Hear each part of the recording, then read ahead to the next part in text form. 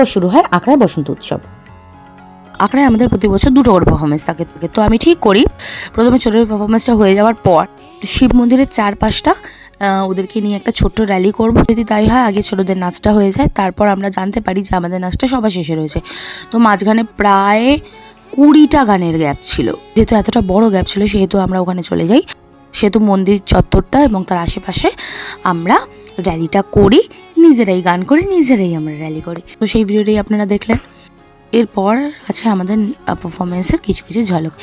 এইভাবেই আমরা খুব দারুণভাবে গত বছরের মতো এবছরেও আমরা কাটিয়েছি। উপরি পাওনা ছিল সৃজনী সংঘ থেকে ইনভিটেশন।